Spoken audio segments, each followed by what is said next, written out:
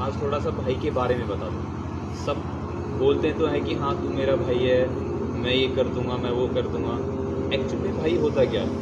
एक छोटा भाई मेरा भी है, उसके बारे में थोड़ा सा बाद में बताऊँगा, लेकिन पहले भाई का एक्चुअल में मीन्स बता दूँ कि भाई होता क्या है, और हमको फिर भाई के नाम से बाद में घृणा क्यों होने लगती है। भाई यानी कि जो भाव हो हमारे अंदर, उसको हम व्यक्त कर सकें उसके प्रति, उसके सामने, और जो हमको भा जाए। अब बात करते हैं कि भाव यानी कि वो कैसे हमको भाए और हम उसके सामने कैसे अपनी बातें रखें। पहले हम अपने भावों को, अपनी बातों को पहले खुद समझ ले, एक्चुअल में जान ले कि हम हैं भी या नहीं भी है।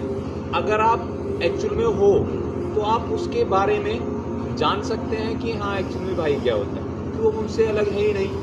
मैं इस बॉडी की बात नहीं कर रहा कि हाँ ये बॉडी तो है, क्या पागलपंती की बात कर रहा है। मैं इस बॉडी की बात ही नहीं कर रहा हूँ। कुछ ऐसा है जो हम दिखते हैं लेकिन होते नहीं है। तो दिख बॉडी रही लेकिन एक्चुअल में हम क्या है, वो तो किसी चंद 5 या 10% लोगों को ही मालूम है कि एक्चुअल में हम हैं क्यों। और आप भाई को तभी ही समझ सकते हैं अगर आप खुद को समझ सकते हैं। तो मेरा भी एक छोटा सा भाई है, अब मेरे लिए छोटा सा कह दूँ, लेकिन जॉब करता है, उसका नाम दुष्यंत।